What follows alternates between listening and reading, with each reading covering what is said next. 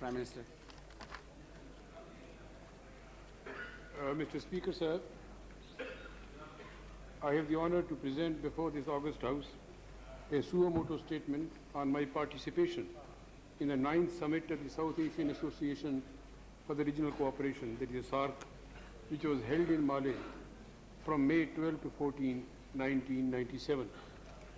Cooperation amongst the 7 members of the SAARC has been increasing in recent years, and the summit further exemplified the strength of the association.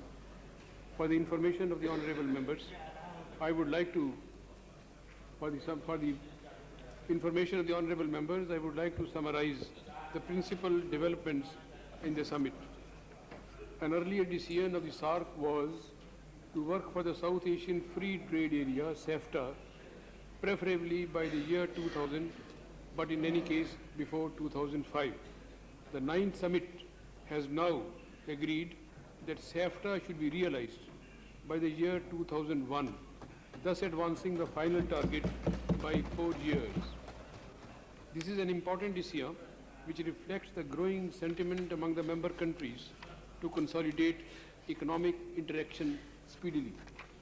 Another significant step was the decision to set up a group of eminent persons in order to develop a long-range vision for the SAARC. There was a general agreement amongst the heads that SAARC was now in a position to strengthen its activity in core economic sectors for which the agenda should be developed. The question of sub-regional cooperation in South Asia came up. Prior to the summit, some different opinions were expressed on appropriate relationships between sub-regional cooperation and the regional structure of the SAARC, whereas our preference from the start was that projects for sub-regional cooperation should be developed within the SAARC as specifically provided under Article 7 of the Charter. Some other countries had initially felt that it was better to keep the sub-regional efforts outside the SAARC.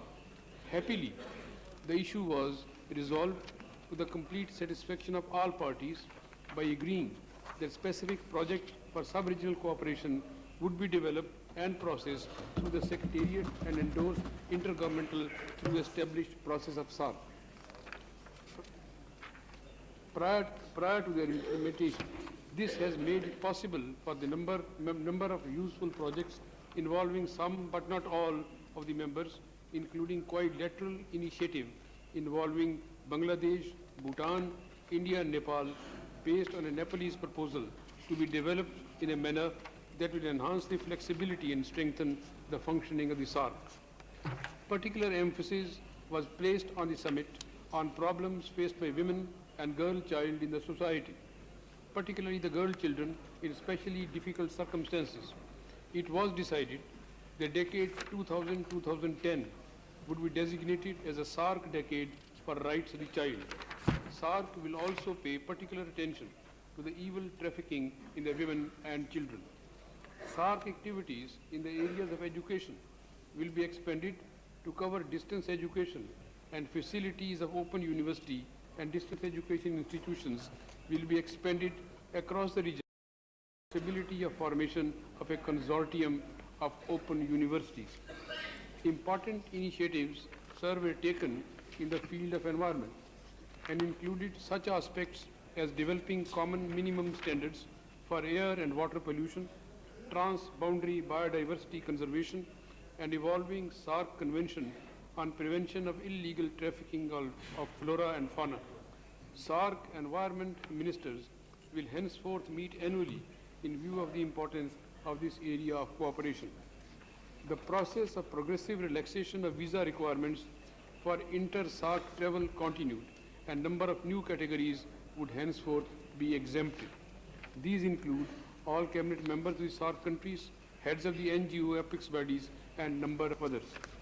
In order to promote cooperation among the professional organizations and voluntary groups across the SAARC region, it was agreed to create a new category of SAARC recognized bodies which will enable such groups to come together for coordinated action with the SAARC Secretariat playing a supportive and encouraging role. This decision will facilitate creating of new channels of region-wide cooperation and people-to-people contacts. It was agreed the third meeting of the Finance and Planning Ministers in the context of SAARC mechanism overseeing the progress in poverty eradication of the region will be held shortly. In the current year, specific attention will be placed on participation of the target groups in the formulation of implementation of poverty eradication programs, and 1997 has been designated as SAARC year for participatory governance.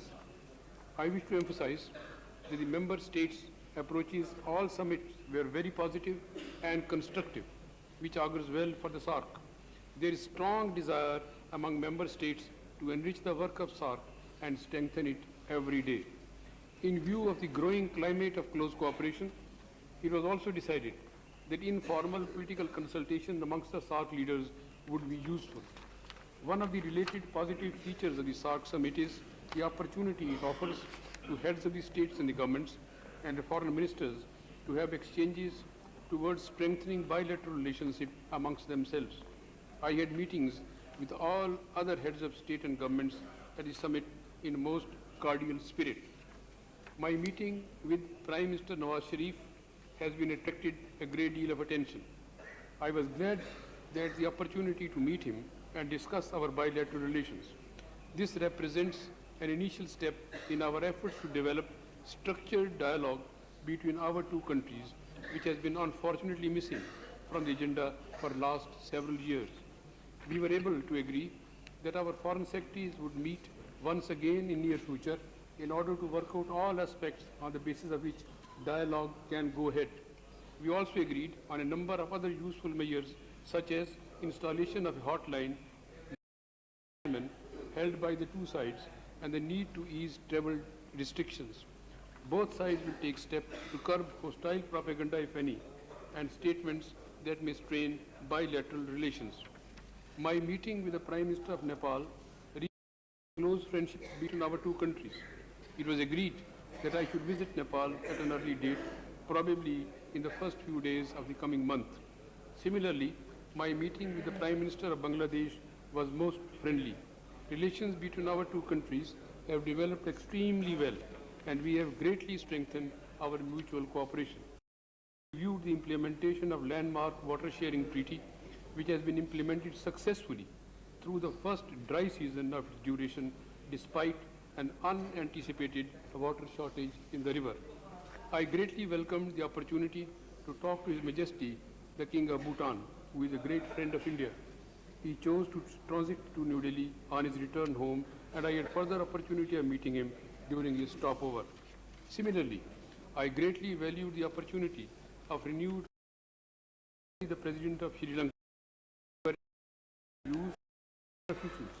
We look forward to next SAARC summit, which will be hosted by Sri Lanka next year on the occasion of the 50th anniversary of its independence. Finally, sir, I had a friendly meeting with our host, His Excellency the President Guillaume of Maldives. We have an opportunity of visiting Indian cooperation projects in Male, a hospital and a training institute, which are both doing well. This brief review, sir, I hope, brings home the fact that on the whole, we enjoy excellent relations with our neighbors in the region. Where problems persist, we have embarked on process which I am confident will yield results in future. Thank you, sir.